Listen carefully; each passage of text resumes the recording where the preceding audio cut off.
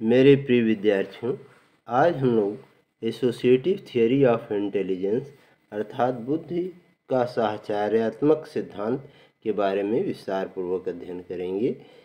Associative ability is the capacity to learn, identify, discriminate and remember अर्थात साहचर्यात्मक योग्यता सीखने, पहचानने, विभेद करने तथा याद करने की क्षमता है।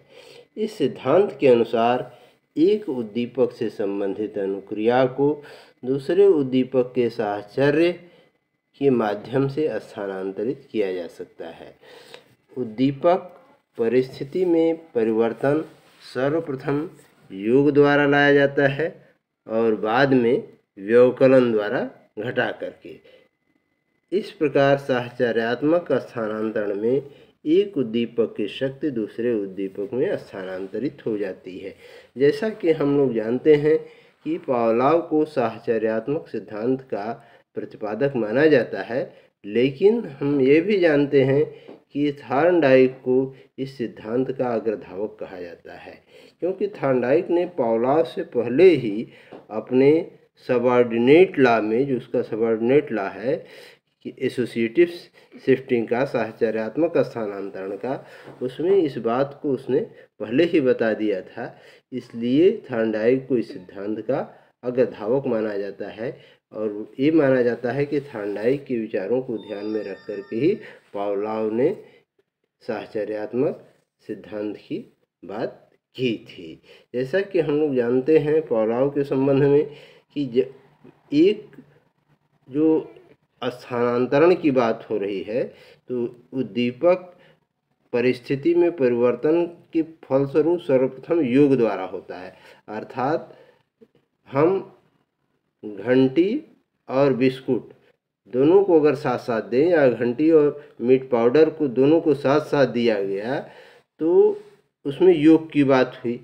बाद में कुत्ते को केवल जब घंटी बजाई गई तभी उससे लार स्राव होने लगा, तो उसको उस समय मीट पाउडर हटा दिया गया, लेकिन फिर भी लार स्राव हुआ। तो वही बात यहाँ की जाती है, बताई जा रही है कि उद्दीपक परिस्थिति में परिवर्तन सर्वप्रथम योग द्वारा तथा बाद में व्यवकलन द्वारा घटा करके, उसको हटा करके किया जाता है। अब हम लोग बात करते हैं थॉर्नडाइक की। तो थॉर्नडाइक ने बताया कि वास्तविक परिस्थितियों के अनुसार अपेक्षित प्रतिक्रिया करने की योग्यता ही बुद्धि है। Intelligence is the power of good response from the point of view of truth और फैक्ट। थॉर्नडाइक ने बुद्धि के बहुकारक मल्टीफैक्टर थियरी ऑफ इंटेलिजेंस अथवा असत्तात्मक एनार्चिक थियरी सिद्धांत का प्रतिपादन किया और उनके अनुसार बुद्धि कई प्रकार की शक्तियों का समूह है और इन विभिन्न प्रकार की शक्तियों में किसी भी प्रकार की समानता आवश्यक नहीं है। इस आधार पर उन्होंने बुद्धि के 3 प्रकार बताए हैं। पहला, उन्होंने अमूर्त बुद्धि, एब्स्ट्रैक्ट इंटेलिजेंस की बात की है, जिसमें कि the ability to verbal and symbolic thinking होती है। इस बुद्धि द्वारा कवि, चित्रकार, साहित्यकार, दार्शनिक आदि अपने भावों को व्यक्त करते हैं और इस प्रकार की बुद्धि वाले जो बच्चे होते हैं वो बाद में भविष्य में कवि, चित्रकार, साहित्यकार, दार्शनिक आदि बनते हैं। इसमें शब्द, अंक एवं प्रतीकों का प्रयोग अधिक किया जाता है। नई योजना, आविष्कार एवं नवीन चिंतन इसी बुद्धि के माध्यम से होता है। दूसरा, उन्होंने सामाजिक बुद्धि की बात की, सोशल इंटेलिजेंस की।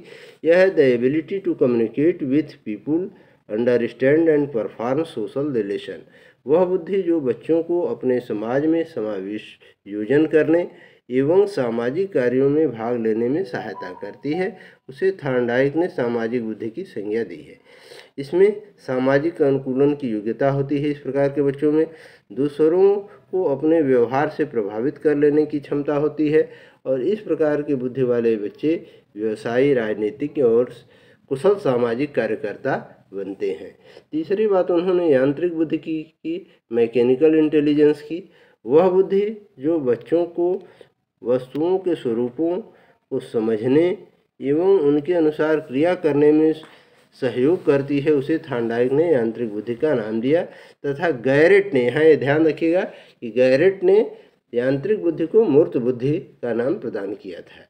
थॉर्नडाइक ने इसे गत्यात्मक बुद्धि का भी नाम दिया था, मोटर इंटेलिजेंस भी कहा था। ऐसी बुद्धि वाले बच्चे अपने खिलौने या घड़ी आदि को खोल करके ठीक करने का प्रयास करते हैं। इस बुद्धि वाले बच्चों की खेल कूद एवं नृत्य आदि में भी रुचि होती है और आगे चलकर कुशल कारीगर, मिस्त्री या इंजीनियर बनते हैं।